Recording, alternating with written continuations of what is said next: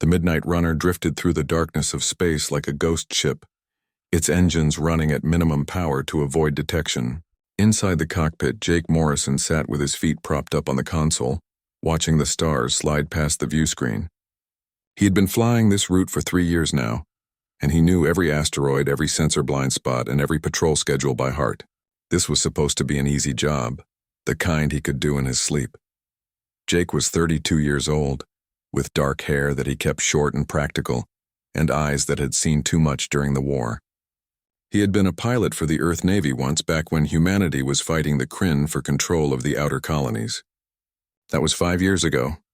Before the treaty, before he decided that taking orders was not for him anymore. Now he made his living running cargo that other people did not want to declare at customs stations. Some called it smuggling, but Jake preferred to think of it as providing a service to those who valued their privacy. The cargo hold behind him contained a single sealed container, about the size of a small car, made of dark metal that his scanners could not penetrate. His client, a nervous little Talaxian named Vrix, had paid him 50,000 credits up front, with another 50,000 waiting when he delivered the container to Carthage Hub. For that kind of money, Jake did not ask questions. Vrix had said the container held medical supplies that were legal but heavily taxed, and Jake had nodded like he believed it. After 3 years of smuggling, he had learned that the less he knew, the safer he was. The ship's computer, which Jake had named Lucy, beeped softly to get his attention. Lucy was not really an artificial intelligence, not in the true sense, but Jake had spent years modifying her programming until she could almost think for herself. She was the closest thing he had to a crew member, and after so many years alone in space, he had gotten used to talking to her like she was real. "What is it, Lucy?" Jake said without looking away from the stars. "I am detecting unusual activity on the long-range sensors," Lucy replied in her calm, synthetic voice. "There are at least 4 vessels maintaining a parallel course to ours, staying just outside of weapons range." Jake sat up straighter and pulled his feet off the console. His relaxed posture disappeared, replaced by the focused alertness of a combat pilot. "Show me," he said. The view screen changed to display a tactical map of the surrounding space.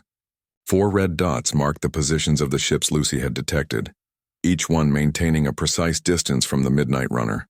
They were not closing in, but they were not leaving either. They were just watching, waiting for something. "Can you identify them?" Jake asked. "Negative," Lucy said. "They are running with their transponders off and they are too far away for detailed scans. However, their engine signatures suggest military-grade propulsion systems." Jake felt a cold weight settle in his stomach. Military ships did not follow smugglers unless they knew exactly what cargo was being carried. Regular patrol ships would either board you immediately or ignore you completely. These ships were different. They were tracking him, which meant someone had told them he would be here. "How long have they been following us?" Jake asked. "They appeared on sensors approximately 40 minutes ago, shortly after we left the Vertex Prime system." Jake leaned back in his chair and ran his hand through his hair, thinking fast. 40 minutes was a long time to follow someone without making a move. Either they were waiting for him to lead them to his buyer, or they were herding him toward something bigger. Neither option was good. "Lucy, run a full diagnostic on all systems," Jake said. "I want to know that we can jump to hyperspace the second we need to." "Running diagnostic now," Lucy replied. While Lucy checked the ship's systems, Jake opened a secured channel and tried to contact Vrix. The Talaxian had given him an emergency frequency in case anything went wrong with the delivery. The channel connected, but all Jake got was static. He tried twice more with the same result. Either Vrix was in a location with bad signal, or something had happened to him. Given the military ships on his tail, Jake was betting on the second option. "Diagnostic complete," Lucy announced. "All systems are functioning within normal parameters. Hyperspace drive is ready for immediate jump." "Good," Jake said.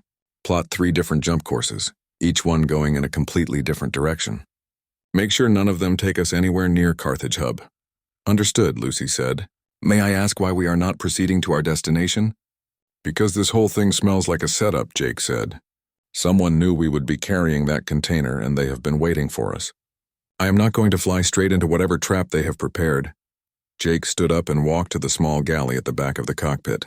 He poured himself a cup of coffee that had been sitting in the pot for 6 hours and tasted like burnt rubber, but he drank it anyway. His mind was racing through possibilities, trying to figure out what was in that container that was worth this much attention. Medical supplies would not draw military interest. This had to be something bigger, something important enough that powerful people wanted it back. He returned to his seat and pulled up the contract details on his personal tablet.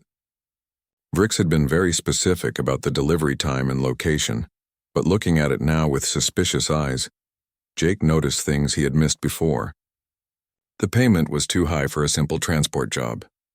The container was sealed with military-grade locks, and Vrix had insisted that Jake tell no one about the job, not even his usual contacts in the smuggling community.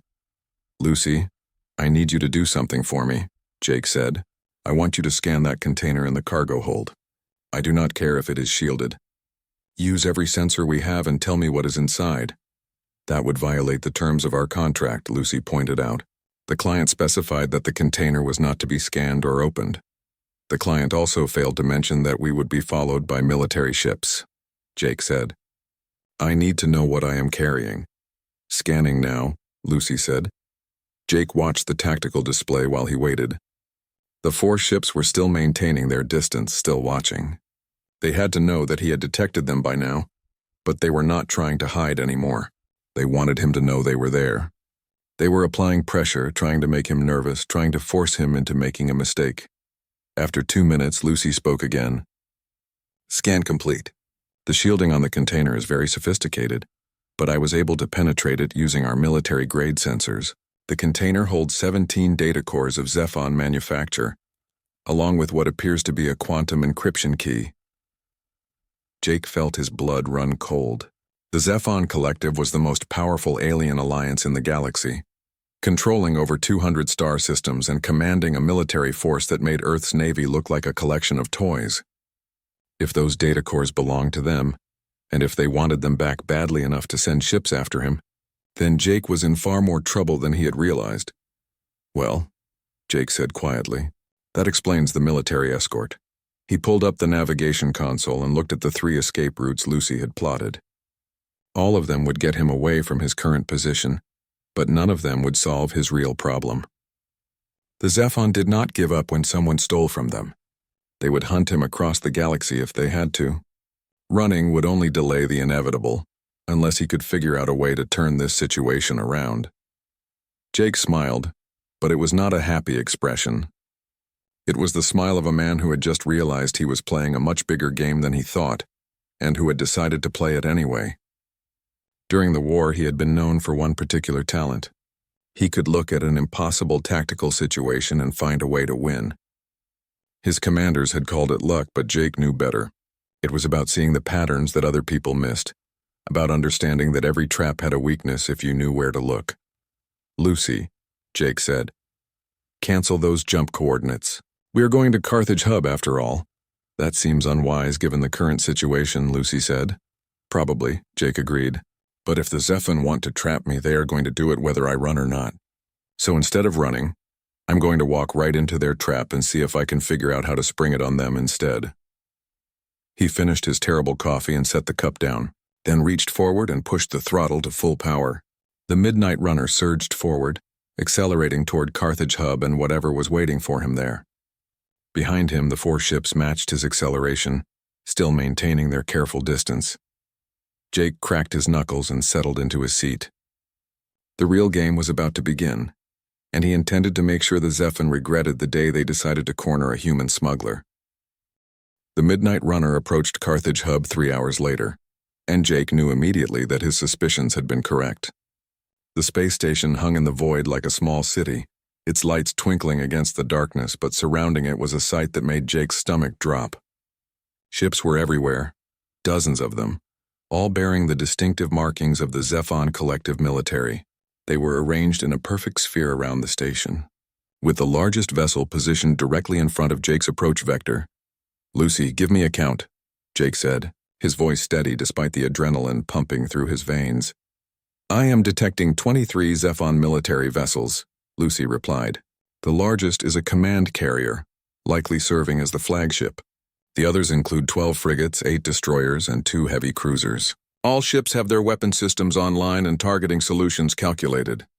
Jake let out a low whistle. 23 ships for one smuggler was excessive even by Zephon standards. They were not taking any chances, which meant the data cores in his cargo hold were even more valuable than he had thought. He checked his sensors for any possible escape route, but the Zephon had planned well. Every jump point in the area was blocked by overlapping interdiction fields that would prevent him from entering hyperspace. Well played, Jake muttered to himself. His communication console lit up with an incoming transmission. Jake hesitated for only a moment before accepting it. The view screen shifted to show the interior of the Zephon flagship's bridge, and standing at the center was a creature that made Jake's skin crawl. Commander Thrall was a Kryn, one of the insectoid species that humanity had fought during the war. He stood over 7 feet tall, with a black exoskeleton that gleamed under the ship's lights. His forearms hung at his sides and his compound eyes reflected the screens around him. When he spoke, his mandibles clicked together in a way that Jake's translator software rendered into speech. "Human smuggler Jake Morrison," Thrall said, his voice carrying a tone of satisfaction. "You have led us on quite a chase, but as you can see, your journey ends here." Jake leaned back in his chair and forced himself to look relaxed, even though every muscle in his body was tense. "Commander Thrall, I assume," he said. "That is a lot of firepower for one cargo ship. You could have just sent me a message asking nicely." Thrall's mandibles clicked in what might have been amusement. "Your reputation for evading capture is well known. We decided that overwhelming force was the most efficient approach.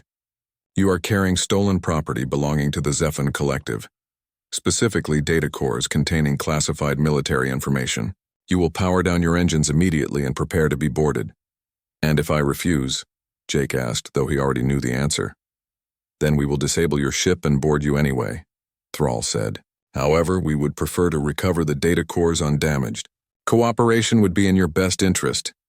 Jake made a show of looking at the ships surrounding him, counting them slowly. 23 ships, he said. "You really did not want to take any chances. I am almost flattered." "Your species has proven to be unpredictable," Thrall said. "We have learned not to underestimate human resourcefulness. Now, will you surrender peacefully or must we use force?" Jake drummed his fingers on the armrest of his chair, his mind racing. The Zephon had him trapped, that much was clear. But there was something about the way Thrall was talking to him that seemed off. The commander was too confident, too relaxed. He was not treating this like an active combat situation. He was treating it like a situation that was already over. That gave Jake an idea. "All right," Jake said, raising his hands in a gesture of surrender. "You win. I will power down and let you board. But I have one request first." Thrall tilted his head slightly. "You are not in a position to make requests." "It is a small one," Jake said. "A human tradition. When we lose our ships, we like to say goodbye to them properly. Just give me 2 minutes alone to say my farewell. Surely you can grant me that much." Thrall was silent for a moment, his compound eyes unreadable. Jake held his breath, knowing that everything depended on the next few seconds. He was counting on something he had learned during the war, that most alien species did not really understand human culture.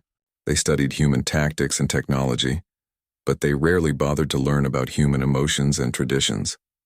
To Thrall, Jake's request probably seemed harmless, maybe even touching in a primitive way. "Very well," Thrall said finally. "You have 2 minutes.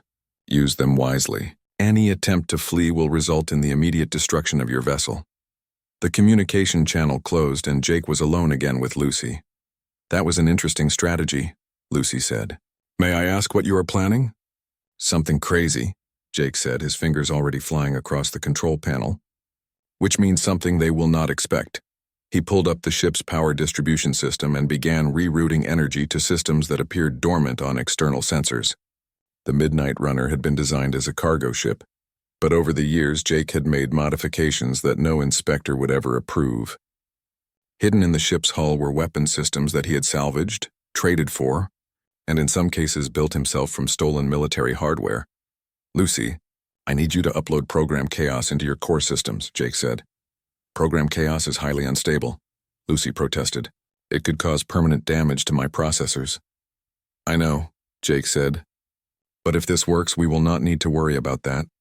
And if it does not work, we will be dead anyway, so the processors will not matter."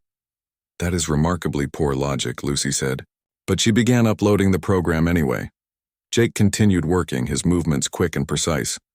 He activated the concealed missile launchers that were hidden behind what looked like damaged thruster ports. He charged the capacitors for the electromagnetic pulse generators that he had never actually tested in combat. He primed the gravity distortion field that he had bought from a drunk engineer on a station 3 years ago. None of these systems were standard, none of them were legal, and none of them would show up on Zephon sensors because they used technology that the Zephon military had never bothered to study. 30 seconds remaining, Lucy announced. Jake pulled up the tactical display one more time, studying the formation of Zephon ships around him. They were positioned perfectly to prevent escape, with overlapping fields of fire that would catch him no matter which direction he ran. It was a textbook encirclement, exactly the kind of formation that Zephon commanders were trained to use. That was its weakness. It was predictable. "Lucy, when I give the signal, I need you to do 3 things simultaneously," Jake said. "First, launch all scatter swarm missiles at the coordinates I am marking now. Second, activate the electromagnetic pulse in a wide dispersal pattern.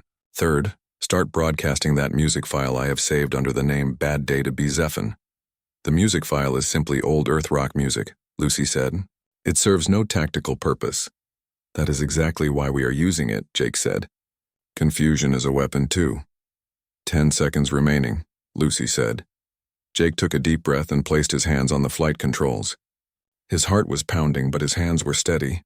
This was the moment. Either his plan would work and he would survive, or it would fail and he would die. There was no middle ground, but that was fine with Jake. He had never been good at middle ground anyway. The communication console lit up again. Commander Thrall appeared on the screen, his mandibles clicking impatiently. "Your time is up, human.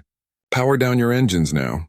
Jake smiled, and it was not a friendly smile. It was the smile of a man who had just decided to do something incredibly stupid and was going to enjoy every second of it. "You know what, Commander?" Jake said. "I changed my mind about surrendering. I think I would rather turn your perfect trap into a really bad day for everyone involved." He slammed his hand down on the control panel, activating every system simultaneously. The Midnight Runner erupted with violence. Panels that had looked like damaged hull plating suddenly split open, revealing rows of missile launchers. Dozens of projectiles streamed out into space, each one splitting apart into smaller warheads that scattered in seemingly random directions. The Zephon ships, so perfectly positioned moments ago, suddenly found themselves surrounded by hundreds of tiny missiles that their targeting computers could not track effectively. At the same moment, the electromagnetic pulse generators fired, sending waves of energy washing over the nearby Zephon vessels. Their sensors flickered and died. Their communication systems went silent and their weapon locks disappeared. In the space of 3 seconds, the coordinated fleet became a collection of blind ships trying desperately to figure out what had just happened. And through it all, blasting from every speaker on the Midnight Runner's external communication array, was the sound of old Earth rock music, loud and aggressive and completely nonsensical in a tactical situation. Jake watched the chaos unfold on his screens and allowed himself a moment of satisfaction. The trap had been perfect, but perfection was predictable. And predictable could be beaten by someone crazy enough to try. "Lucy," he said, his hands already moving the ship into motion. "Time to fly." The Midnight Runner dove forward, threading between the confused Zephon ships like a needle through cloth. Behind him, Commander Thrall was probably. The Midnight Runner twisted through space like a fish swimming through rocks, with Jake's hands moving across the controls in patterns that looked more like art than flying. Behind him, the Zephon fleet was trying to regroup, but the confusion from his attack had given him a precious few minutes of head start. He could see on his sensors that some of the ships were already recovering their systems, and soon they would be coming after him with everything they had. "Lucy, status report," Jake said as he pulled the ship into a tight barrel roll to avoid debris from a damaged Zephon destroyer. 6 Zephon vessels have restored their primary systems and are beginning pursuit, Lucy replied. "Commander Thrall's flagship is among them." The remaining 17 ships are still dealing with system failures from the electromagnetic pulse. Estimated time until they rejoin the pursuit is 4 minutes. 4 minutes was not much time, but it was better than nothing. Jake had already plotted his escape route before he launched his attack, and now he executed it with precision. He was heading toward the Razor Field, an asteroid belt that most sane pilots avoided because of how dangerous it was. The asteroids there were not stable like in normal belts. They were fragments from a moon that had been destroyed centuries ago, still spinning and colliding with each other in unpredictable patterns. "Warning," Lucy said. "The trajectory you have selected will take us directly into the Razor Field. This is considered extremely hazardous for vessels of our size." "I know," Jake said. "That is why we are going there. The Zephyr will not expect us to be stupid enough to fly into it at full speed. That is because flying into it at full speed is legitimately stupid," Lucy pointed out. Jake grinned despite the danger. "You are probably right, but do you have any better ideas?" Lucy was silent for a moment, which meant she was running calculations. "No," she admitted finally. "All alternative escape routes have been blocked by Zephon interdiction fields. The Razor Field is our only viable option." "Then stop complaining and help me not die," Jake said. The edge of the asteroid field appeared on his view screen, a vast wall of tumbling rock and metal that stretched as far as his sensors could detect. Most of the asteroids were small, no bigger than cars, but scattered among them were chunks of stone the size of buildings. They spun and crashed into each other constantly, creating a maze that changed every second. Jake did not slow down. Instead, he pushed the engines to maximum and dove straight in. The Midnight Runner entered the Razor Field at a speed that would have made any flight instructor scream in horror. Asteroids rushed past the view screen so close that Jake could see the individual craters on their surfaces. His hands moved constantly on the controls, making tiny adjustments that kept the ship from being smashed into pieces. His eyes tracked multiple asteroids at once, his brain calculating trajectories and collision points without conscious thought. This was where being human gave him an advantage that no alien could match. Human reflexes had been shaped by millions of years of evolution, by ancestors who had to dodge predators and catch prey to survive. Human brains were wired to spot patterns in chaos, to predict movement, to react faster than logical thought. The Zephyr were intelligent, maybe even more intelligent than humans in some ways, but their reflexes were slower. Their decision-making was more methodical. They would see the Razor Field as an impossible obstacle. Jake saw it as a highway that only he knew how to drive. Behind him, the 6 pursuing Zephon ships entered the field as well. Jake watched on his rear sensors as they spread out, trying to maintain formation while navigating the asteroids. They were good pilots, he had to admit that. They were keeping up with him despite the difficulty. But they were also being careful, which meant they were already at a disadvantage. "Lucy, give me everything we have got on those ships," Jake said. "I want to know which one is the biggest threat." "The command carrier is maintaining the pursuit but is falling behind due to its size," Lucy reported. "The 5 remaining ships are all frigates, lighter and more maneuverable. The lead frigate is designated Talon 7, based on its transponder. It is gaining on us." Jake glanced at his tactical display and saw that Lucy was right. One of the frigates had pulled ahead of the others and was closing the distance. Whoever was flying that ship was either very skilled or very reckless, and Jake needed to know which. He suddenly pulled the Midnight Runner into a maneuver that should have been impossible at their current speed. The ship spun sideways, its nose pointing at a different direction, while its momentum carried it forward. An asteroid the size of a house passed through the space where Jake would have been if he had kept going straight. The maneuver cost him speed, which meant the pursuing frigate got even closer. But it also told Jake what he needed to know. The frigate tried to copy his maneuver, but could not match his timing. It had to veer off at the last second to avoid the asteroid, which took it out of optimal pursuit position. The pilot was skilled, but he was not creative. He was following Jake's path instead of predicting it. "That is your weakness," Jake muttered. "You think like a textbook." He dove deeper into the asteroid field, heading toward a section where the chunks of rock were smaller but more densely packed. It was like flying through a storm of bullets, except these bullets were made of stone and moving in every direction at once. Jake's eyes darted across the view screen, picking out safe paths that existed for only fractions of a second before closing again. His hands moved on the controls with a speed that seemed almost supernatural. The 5 Zephon frigates followed, but now they were starting to have problems. One of them clipped an asteroid and spun out of control, its hull ripping open to the vacuum of space. Another tried to navigate too carefully and fell behind, losing the pursuit. That left 3 ships still chasing him, including Talon 7. "They are persistent," Jake said. "Commander Thrall is broadcasting orders to all ships," Lucy said. "He is commanding them to maintain pursuit at any cost." He appears to be quite angry. Good, Jake said. Angry people make mistakes. As if to prove his point, one of the remaining frigates tried to take a shortcut through a particularly dense cluster of asteroids. Jake watched on his sensors as it accelerated, trying to cut him off from a different angle. For a moment it looked like the strategy might work. But then a chunk of rock the size of a truck slammed into the frigate's port side. The ship's shields flared and failed, and a moment later the frigate was tumbling through space, its engines dead. That left 2 ships, Talon 7 and 1 other frigate. They were both still coming, both still maintaining the chase despite the danger. Jake had to respect that. These pilots had courage, even if they were trying to kill him. He checked his navigation display and saw that he was approaching the deepest part of the razor field, where the asteroids were so thick that his sensors could barely penetrate the area. It was the most dangerous section, the place where even Jake was not completely sure he could survive. But it was also the place where he had the best chance of losing his pursuers. "Lucy, I need you to do something for me," Jake said. "I need you to cut all external lights and reduce our sensor signature to absolute minimum. Make us as hard to see as possible. That will also make it harder for us to see the asteroids," Lucy warned. "I know," Jake said, "but I am betting that I can navigate by sight better than they can track us by sensors. It is a gamble, but right now gambling is all we have got."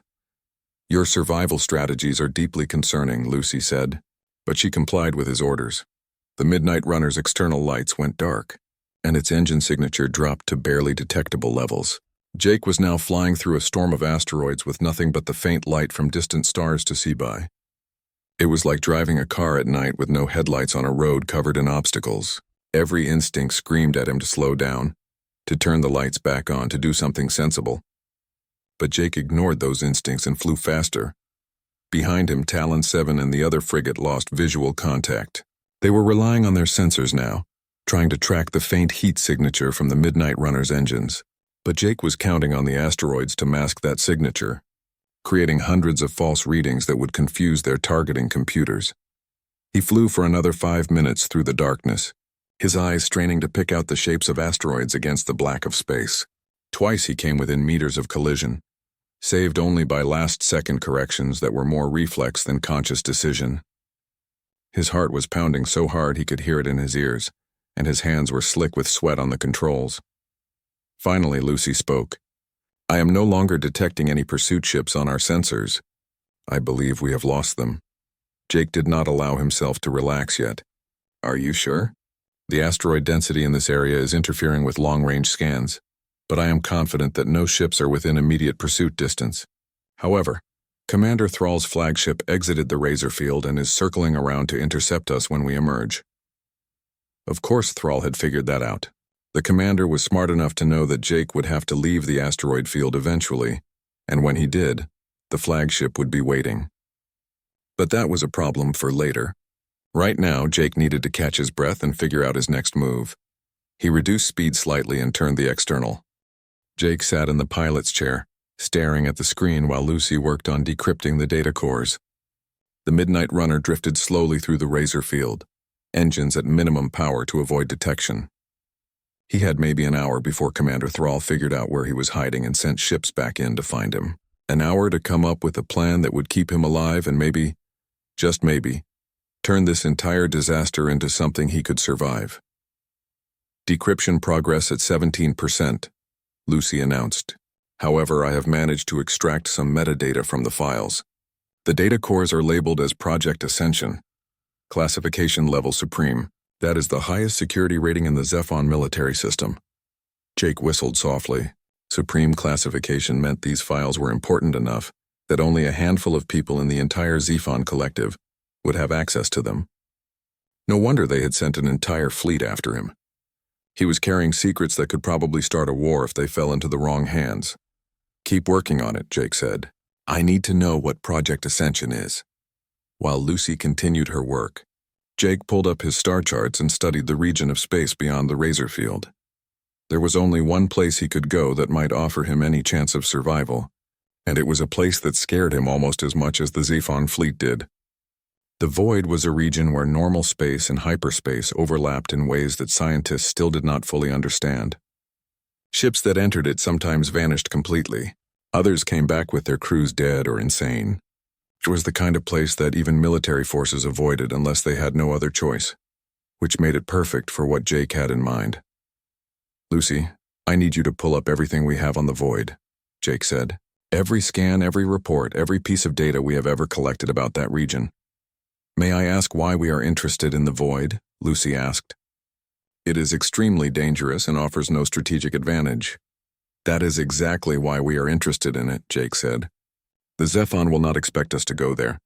More importantly, they will not want to follow us too deep into it. The Void is unpredictable, and unpredictable is the only advantage we have got right now." Lucy processed this for a moment. "Your plan is to use the Void as a refuge?" "Not exactly," Jake said. "My plan is to use the Void as a weapon." He had been to the edge of the Void once before, about 2 years ago, on a smuggling run that had gone wrong. He had not gone deep into it, just close enough to hide from a patrol ship that was chasing him. But during that brief visit he had noticed something interesting. There was a spatial anomaly near the edge, a gravity well that pulsed in a regular pattern. At the time he had marked it on his charts and moved on. Now he was thinking about that anomaly in a completely different way. "Decryption progress at 41%, Lucy announced. "I am beginning to extract readable data from the first core." "Tell me what you are finding," Jake said. "Project Ascension appears to be a military research program focused on countering human tactical advantages," Lucy said. "The files contain detailed analysis of human combat behavior, including psychological profiles, reaction time studies, and tactical unpredictability assessments." Jake felt a chill run down his spine. The Zephon had been studying humans, trying to figure out how to beat them. That made sense in a way. Humans were newer to the galactic stage than most species, and they had already proven to be difficult opponents during the war. Of course, the Zephon would want to understand what made humans so hard to predict. "What else?" Jake asked. "There are weapon specifications," Lucy continued. "The Zephon have developed several systems designed specifically to counter human advantages. One is a predictive targeting system that uses psychological algorithms to anticipate human evasive maneuvers. Another is a communication jamming technology that exploits human reliance on verbal coordination." Jake absorbed this information, his mind already thinking about what it meant. If the Zephon deployed these weapons, they could neutralize many of the advantages that made human pilots and soldiers so effective. It would change the balance of power in the galaxy. No wonder they wanted these data cores back so badly, and no wonder someone had stolen them in the first place. "Lucy, I need you to do something for me," Jake said. "I need you to make a copy of everything you just decrypted and package it for transmission on a secure quantum channel. Then I need you to address it to Earth Command. Attention, Admiral Stewart." "Admiral Stewart was your commanding officer during the war," Lucy noted. "Are you planning to turn over the stolen data to Earth military?" "Not turn over," Jake corrected. "Warn them. If the Zephon are developing weapons to counter human tactics, then Earth needs to know about it. Set the transmission to send on a delayed trigger. If I do not cancel it within 24 hours, it goes out automatically." "Understood," Lucy said. "Preparing the transmission package now." Jake turned his attention back to the navigation charts. He plotted a course that would take him from the Razor Field to the Void, threading through several areas of dense asteroid coverage that would make it hard for the Zephon to track him. It was not a safe route by any definition, but safe had stopped being an option the moment he accepted this job. His sensors beeped, and Jake's attention snapped to the tactical display. 3 ships had just entered the Razor Field, moving in a search pattern. They were smaller vessels, probably scouts sent by Commander Thrall to find him. They were spread out and moving slowly, scanning every section of the field methodically. "They are getting smarter," Jake muttered. "Lucy, how long until that transmission package is ready?" 30 seconds, Lucy replied. Jake watched the scout ships on his display, calculating their search pattern. They would reach his position in about 10 minutes if he stayed still. He needed to move, but the moment he fired up his engines, they would detect him. It was going to be a race, and he needed every advantage he could get. "Transmission package complete and queued," Lucy announced. "It will send automatically in 24 hours unless you cancel it." "Good," Jake said. "Now let's get out of here." He brought the Midnight Runner's engines online gradually, keeping the power signature as low as possible while still maintaining thrust. The ship began to move through the asteroids, Heading toward the far edge of the razor field, Jake kept one eye on the scouts, watching their search pattern for any sign they had detected him. For 3 minutes it seemed like his slow approach might work.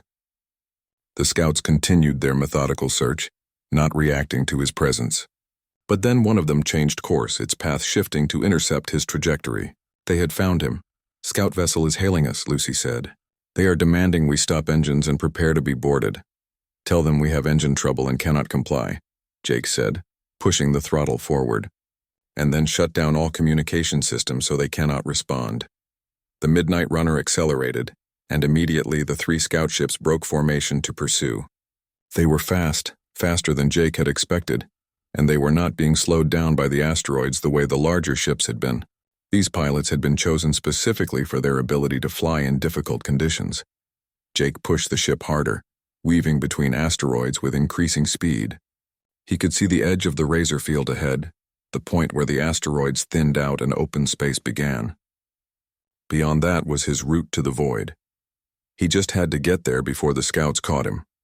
One of the scouts fired a warning shot that exploded against an asteroid to Jake's left, showering his ship with fragments. They were not trying to destroy him, not yet. They wanted him alive so they could recover the data cores. That gave Jake a small advantage. He could take risks that they could not. He spotted a gap between 2 massive asteroids that were slowly rotating toward each other. In about 30 seconds, that gap would close completely as the asteroid spun. It was barely wide enough for the Midnight Runner, and there was no room for error. If Jake misjudged his timing by even a second, he would be crushed. "Warning," Lucy said. "The trajectory you are plotting has a 97% chance of collision." "I know," Jake said. "What is the chance if I do not try it?" 100% chance of capture by scout vessels," Lucy admitted. "Then 97% sounds pretty good," Jake said, and aimed his ship at the gap. The Midnight Runner shot forward at maximum speed, heading straight for the closing gap between the asteroids. Jake could see the rough surface of the rocks rushing toward him, could see the gap getting narrower with each passing second. His hands were steady on the controls, his eyes focused on the exact center of the passage. The ship entered the gap with less than a meter of clearance on each side. The asteroids continued their slow rotation, the walls of stone closing in from both sides. Jake did not slow down. He kept the throttle at maximum, racing against the inevitable collision. For 3 seconds that felt like 3 hours, the Midnight Runner flew through the narrowing passage. Jake could see scratches on the asteroids from previous ships that had not been fast enough or skilled enough to make it through. He wondered briefly if his ship was about to add to those scratches. Then the ship burst out the other side of the gap, back into open space. Behind him, the 2 asteroids finally touched, closing the passage completely. The 3 scout ships pulled up short, unable to F. The void lived up to its name in the most terrifying way possible. As the Midnight Runner crossed the boundary into that twisted region of space, Jake felt his stomach lurch as the ship's artificial gravity fluctuated wildly. The view screen showed space that looked wrong, with stars that seemed to bend and stretch in impossible directions. His instruments went haywire, showing readings that contradicted each other from one second to the next. "Multiple system failures," Lucy reported, her synthetic voice distorted by interference. "Navigation unreliable, sensors reading conflicting data, gravitational forces fluctuating beyond safe parameters." "Just keep us flying," Jake said through gritted teeth as he fought with the controls. "And find me that anomaly I marked 2 years ago." Behind him, the Zephon fleet had followed him into the void. Jake could see them on his flickering sensors, at least a dozen ships, including Commander Thrall's flagship. They were having the same problems he was. Maybe worse, since their ships were not designed with the kind of adaptive systems Jake had installed in the Midnight Runner over the years. But they were still coming, still determined to catch him no matter what the cost. Jake had been counting on their determination. He had been counting on Commander Thrall's anger overriding his tactical judgment. A calm Zephon commander would have set up a blockade at the edge of the void and waited for Jake to come out. But Thrall had been humiliated by a human smuggler, and that humiliation had made him reckless. He had followed Jake into the most dangerous region of space rather than admit defeat. "Anomaly located," Lucy announced. "Distance 12,000 kilometers, bearing 273 Mark 6. Plot an intercept course," Jake ordered. And tell me if you still have access to that gravity amplifier I planted near the anomaly." There was a pause. "I am detecting the device," Lucy said. "It is still functional and responding to remote activation signals. However, I must point out that activating it in this environment could have catastrophic and unpredictable effects." "That is exactly what I am hoping for," Jake said. 2 years ago, when Jake had first discovered the spatial anomaly, he had seen its potential as a hiding spot. He had planted a small device near it, a gravity amplifier that he had bought from a shady dealer who claimed it was salvaged from an old research station. Jake had never used it, never even tested it, but he had left it there just in case he ever needed it. Now he was about to find out if it actually worked. The Midnight Runner pushed deeper into the void, heading straight for the anomaly. Jake could feel the ship shaking around him as conflicting gravitational forces pulled at the hull from different directions. Warning lights flashed across every console, and the sound of straining metal echoed through the cabin. But Jake kept flying, his hands steady on the controls even as everything around him suggested he should turn back. The Zephyr ships followed, but they were spreading out now, trying to surround him even in this chaos.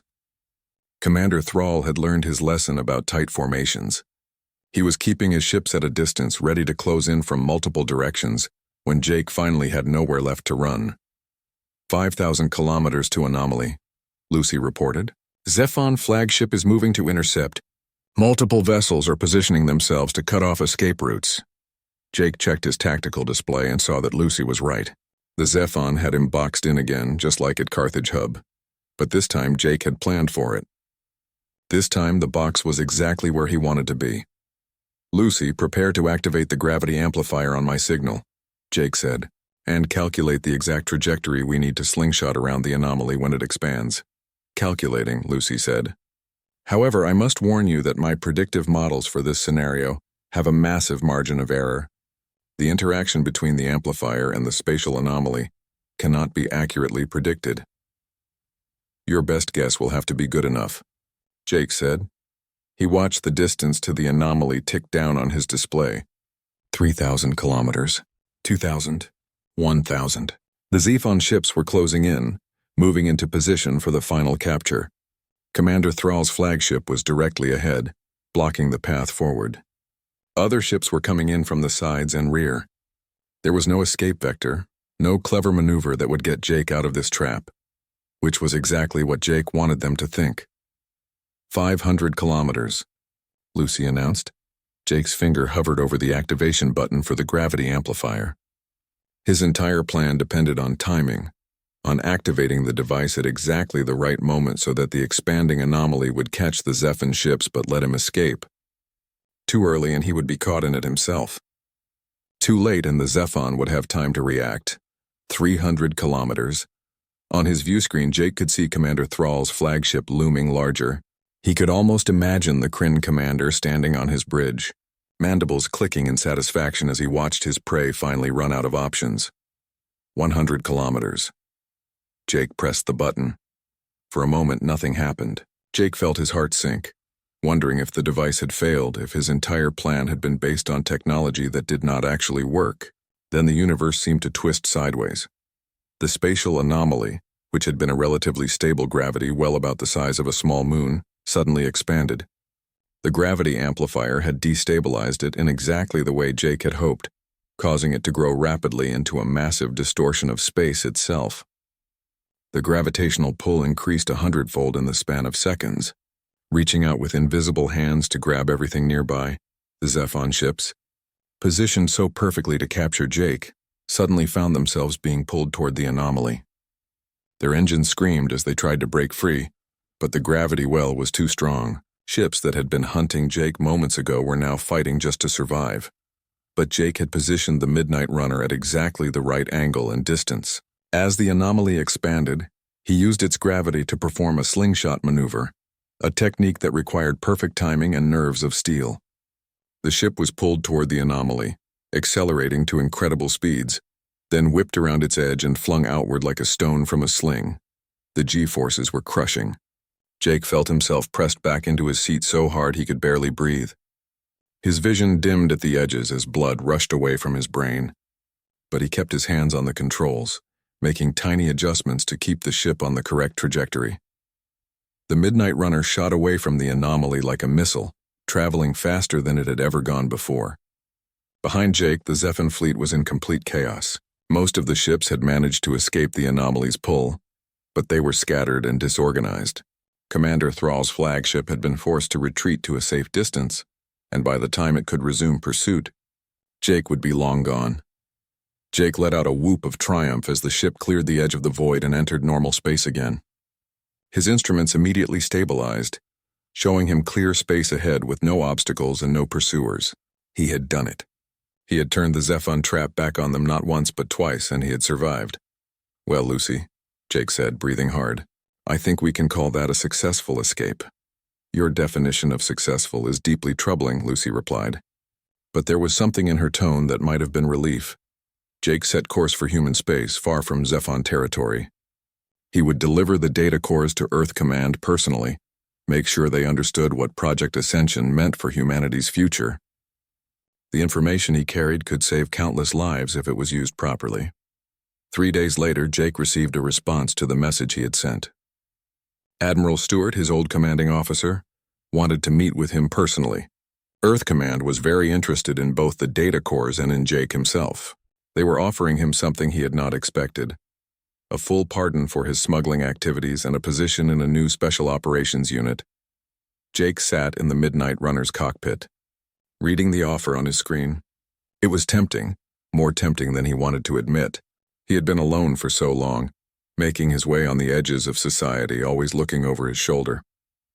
The idea of coming in from the cold, of working for something bigger than his next paycheck, had a certain appeal. But there was a condition. He would have to give up the Midnight Runner and fly military ships. He would have to follow orders again, be part of a command structure. Jake looked around the cockpit that had been his home for 5 years, at the controls he knew better than his own hands, at the modifications he had made with his own sweat and ingenuity. He sent back his reply. He would work for Earth Command, but only on his terms. He kept the Midnight Runner. He kept his independence. He would do the jobs that needed someone who could think like a smuggler but fight for humanity. Take it or leave it. Admiral Stewart's response came back within an hour. Deal. Meanwhile, in Zephyr space, Commander Thrall stood before the High Command and delivered his report.